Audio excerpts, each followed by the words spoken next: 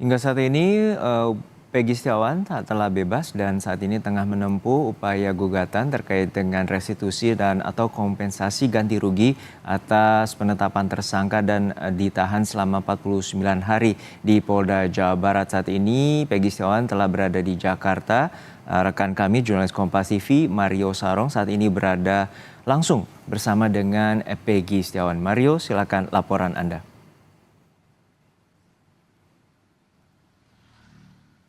Ya, Juno dan juga saudara, selamat siang. Tanpa perlu berlama-lama lagi, saudara, saya sudah bersama Kang Peggy Setiawan. Selamat siang, dan juga Ibu Sugianti, kuasa hukum dari Kang Peggy.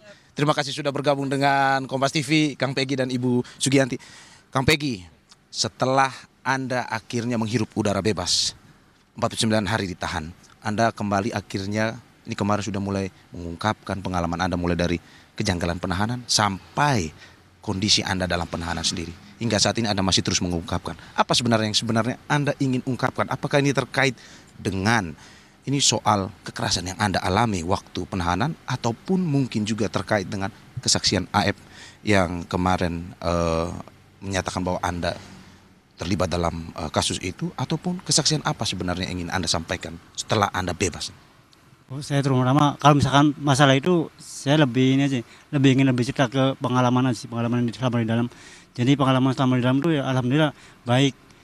Jadi saya di dalam tuh diperlakukan dengan baik sama tahanan, sama petugas itu, meskipun ada sedikit flash waktu bukan flash, sedikit pertama kali ada sedikit ya pokoknya pukulan, tapi itu tidak masalah bagi saya, udah nggak apa-apa, saya ikhlasin tuh. Karena itu mungkin wajar lah, itu mungkin wajar. Jadi setelah itu kan alhamdulillah saya di dalam itu baik semua, petugas juga baik-baik semua, menjaga saya, membimbing saya, dan membimbing rekan-rekan yang lain yang di dalam. Terus ya mereka memberikan motivasi selalu kepada kami semua yang di dalam agar bisa menjadi pribadi yang jauh lebih baik lagi gitu. Ya gitu sih. Anda mengatakan kemarin bahwa ada sedikit bukti kekerasan yang Anda terima waktu itu di awal-awal, walaupun tadi Anda mengatakan bahwa ya mengikhlaskan itu. Apakah boleh ditunjukkan kepada kita seperti apa bentuk bukti dari kekerasan yang pernah Anda alami waktu penahanan itu? Oh, sih udah hilang sih di sini nih. Karena waktu di sini udah hilang, udah lama gitu. Waktu pertama kan udah lama banget, jadi udah hilang gitu. Kekerasan fisik berarti waktu itu. Siap, benar. Oke. Apa yang sebenarnya waktu itu selain terkait dengan kekerasan yang Anda alami, Anda juga akan ya bersama Ibu kuasa hukum akan menggugat ke gugatan Polda Jabar. Perkembangan seperti apa, Ibu? Kalau menggugat ke Polda Jabar sih mungkin tidak, karena kami sudah mendapatkan SP3, surat penghentian penyelidikan. Mungkin keterkaitan perdata kita masih dalam kelompok tim kami masih digodok untuk apakah kita akan mengajukan ganti rugi terhadap apa yang selama Peggy dalam tahanan. Kita belum tahu ke depannya apakah memang mau diajukan atau tidak. Mungkin kita akan koordinasi lagi dengan tim kuasa hukum yang memang berjumlah 74 orang, dan nanti mungkin juga akan meminta persetujuan dari keluarga apakah memang gugat perdata untuk ganti rugi itu akan dilaksanakan atau tidak. Imaterial dan material seperti apa, Bu, yang diharapkan dari bentuk nyatanya?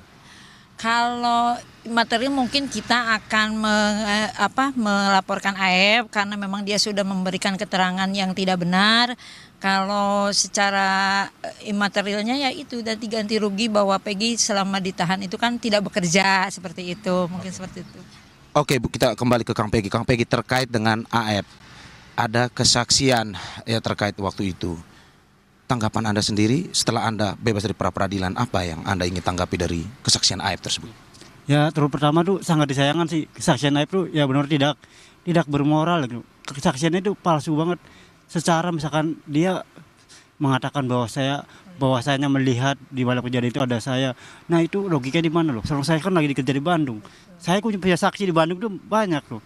Sama teman-teman keluarga sama yang lain. Bahkan mempunyai rumah juga ada. Nah itu yang saya sayangkan seperti itu sih. Tapi secara pribadi, personal, apakah Kang Peggy sendiri mengenal AF atau tidak? Sama sekali tidak pernah kenal sih. Tidak pernah kenal sama sekali. Baru mendengar saat dia memberikan kesaksian? Ya benar. Saya juga justru kaget. Ini AF itu siapa? Bertanya-tanya gitu. Seperti itu lebih. Apakah mungkin setelah Anda di dalam penahanan atau mungkin dapat cerita bahwa ini akhirnya Anda mengetahui sosok siapa atau motif apa akhirnya AF ini bisa memberikan kesaksian itu, atau gimana sebenarnya? Saya kurang tahu sih, saya tidak tahu. Soalnya saya selama di dalam tuh sama sekali nggak ada berita di luar sih. Jadi saya tahu juga pas bikin ini pas sekarang itu. Ya. Berarti Anda sama sekali tidak mengenal Aep ya. Motif pun apakah mungkin Anda mengetahuinya Aep akhirnya melaporkan kesaksian, memberikan kesaksian yang menurut Anda palsu itu? Sama sekali tidak tahu. Bu, untuk dari keluarga sendiri karena melihat ada kesaksian palsu ini, dari tindakan kuasa hukum sendiri seperti apa? Ya itu tadi kami tim kuasa hukum sepakat untuk membuat laporan terhadap Aep karena memberikan keterangan palsu. Karena kasihan juga 5 narapidana itu kan karena kesaksian Aep juga. Jadi kita mungkin akan mengajukan laporan untuk Aep. Oke. Itu berarti terkait dengan laporan Aep sendiri.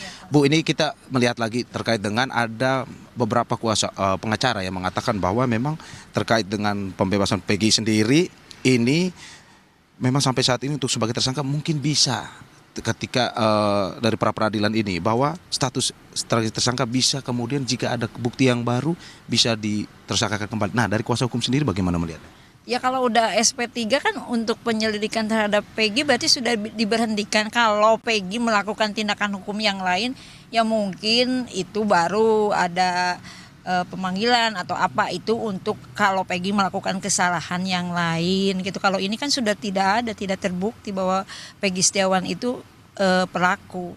Berarti untuk kasus Vina sendiri Sudah SP3. sudah SP3 ya sudah selesai, tidak ada bahwa Peggy itu udah bersih bukan pelaku dari pembunuhan Vina. Mungkin mudah-mudahan Polda penyidik bisa mendapatkan pelaku yang sebenarnya kalau memang itu adalah motifnya pembunuhan. Oke. Kita masuk sedikit ke kasusnya Kang Peggy ya. Kang Peggy melihat ada tersangka lain juga yang ditahan. Apakah Kang Peggy sendiri mengenal atau tidak sebenarnya? Nah, itu yang saya mengenal Sudirman. Dan selainnya saya tahu orang, tapi saya cuma kelas pintas. Sudirman pun karena saya dulu pernah sekolah bareng, jadi saya mengenal, tapi tidak sama sekali tidak ikut kerja main bareng, tidak, hanya sepintas itu. Berarti bergaul, berkomunikasi pun tidak pernah selama ini? Tidak. Jadi hanya itu tegur sapa aja, misalkan saya sekolah kan dulu kan tegur sapa gitu aja. SD, iya. Ya, SMP cuma saja dekat kalau rumah mungkin mereka. saya jelaskan itu cuma teman SD waktu kelas 1 dan Sudirman pun tidak naik 4 tahun. Jadi sudah tidak ada komunikasi lagi sejak SD pun tidak ada komunikasi lagi dengan Peggy. Berarti komunikasi pun sudah tidak terjalin setelah itu? Tidak. Oke, Kang Peggy, apa saat ini setelah bebas, apa rencana yang akan dilakukan setelahnya? Rencananya bisa kembali melanjutkan pekerjaan, kumpul sama keluarga, terus melanjutkan mimpi dan membagian kedua orang tua, melanjutkan mimpi dan cita-cita aja seperti itu. Nah, Kang Peggy, selama Kang Peggy ditahan, Ibu menjadi salah satu orang yang sering bolak-balik media membicarakan kepada masyarakat bahwa terkait bahwa anak saya bukan pelakunya. Bagaimana Kang Peggy melihat perjuangan seorang ibu pada akhirnya memberikan seluruh tenaganya, waktunya untuk membela anaknya itu? Itu sangat luar biasa sih. Saya sangat terharu, sangat bangga. Ya pokoknya nggak bisa diungkapkan dengan kata-kata lah. Sangat bangga sekali sih, terharu. Terus berkomunikasi dengan Ibu sewaktu? Alhamdulillah hampir lewat selalu berkusuk semua. Jadi setiap hari besuk dia selalu hadir sama ibu ini, sama tim yang lain, sama adik-adik saya. Jadi itu menjadi motivasi bagi saya. Support dari keluarga, bagaimana yang Anda rasakan selama penahanan 49 hari? Support dari keluarga itu luar biasa. Ya saya sangat saya rasakan luar biasa sekali. Jadi ya ibaratnya mereka itu adalah penyemangat bagi saya. Sempurna pokoknya. Alhamdulillah. Gitu. Anda pada akhirnya sesuatu yang berat akhirnya terlewati juga, Mas Peggy ya. Pada akhirnya. Nah, Mas Peggy, harapan kepada polisi terkait dengan kasus ini ya Bu ya, dari Kang Peggy sendiri apa? Ya semoga semua kasus ini bisa tuh berhati-hati lagi lah. Semoga bisa tuntas dan semoga ya orang yang salah bisa terlihat salah dan benar bisa terlihat benar. Seperti itu aja. Mungkin saya menghimbau kepada penyidik Polda Jabar untuk lebih berhati-hati lagi dan melakukan penyelidikan sesuai dengan SOP-nya. Jangan sampai terjadi kesalahan seperti yang dilakukan terhadap Peggy Setiawan dan Peggy yang lainnya. Kalau memang itu bukan orangnya, makanya SOP-nya harus dilakukan, diperbaiki lagi. Kang Peggy, ini kan selama beberapa hari setelah bebas, ini kan Kang Peggy menjadi orang-orang yang lumayan viral nih Kang Peggy. Hari ini ya kita sudah tahu jadwalnya akan ke beberapa tempat. Nah, kalau besok Kang Peggy akan kemana lagi? Kalau besok saya belum tahu sih, soalnya saya serahkan ke Bu Yanti sih. Apakah mungkin Bu, karena terakhir terkait dengan laporan ke Propam dan segala macam, apakah mungkin akan tetap dilakukan atau gimana? Oh tidak, kita tidak mempersalahkan itu. Mungkin itu adalah internnya kepolisian. Bila silakan saja, mungkin kalau memang ada oknum-oknum kepolisian, biarlah Kapolri atau Propam yang akan melakukan penyidikannya. Oke, terakhir Bu, dari kita sendiri ya, pada akhirnya dari Mas Peggy sendiri, Kang Peggy sendiri dan Ibu, apa yang ingin disampaikan kepada juga masyarakat Indonesia terkait dengan ini, ada support dukungan selama ini kepada Kang Peggy? Ya, saya ucapkan terima kasih banyak pada seluruh masyarakat Indonesia, pada semua elemen, pada netizen Indonesia yang selalu mendukung saya, dan pada media semua. Kompas TV juga luar biasa selalu mendukung saya, dan kru-kru wartawan lainnya, serta para semua PH-PH saya dan yang lain. Alhamdulillah, saya sangat bangga kepada kalian semua. Saya sangat terima kasih, beribu-ribu terima kasih sama kalian. Berkat doa dan support dari kalian semua, saya bisa berada di sini kembali, bisa kumpul bersama keluarga lagi, dan bisa kembali melanjutkan mimpi dan cita-cita saya. Amin. Kang, terima kasih Kang Peggy, Bu Sugianti, terima kasih banyak. Kita berharap memang ini berjalan lancar, sehat-sehat selalu, dan semoga memang ini kembali sudah senang berkumpul dengan keluarga. Terima kasih Kang Peggy dan Ibu Sugianti. Ya. Saudara, itu tadi kesaksian dari Kang Peggy dan juga Ibu Sugianti. Waalaikumsalam, Ibu Sugianti terkait dengan ini 49 hari penahanan hingga saat ini, bagaimana dirinya kembali membuka terkait dengan apa yang terjadi, dan juga bagaimana dirinya bercerita adanya kesaksian-kesaksian palsu yang memang dia anggap tidak benar, dan itu terus dia buka, dan kita tunggu terus update-nya yang akan kita laporkan kepada Anda. Kembali kepada Anda, Juno. Kita nantikan bagaimana upaya bahwa menang di peradilan ini merupakan bukti baru terkait dengan kasus pembunuhan Vina dan Eki, dan masih ada 7 terpidana lainnya yang masih divonis seumur hidup, dan ini menjadi bukti baru untuk peninjauan kembali atas kasus. Terima kasih jurnalis Kompas TV Mario Sarong dari kawasan Kedoya, Jakarta Barat.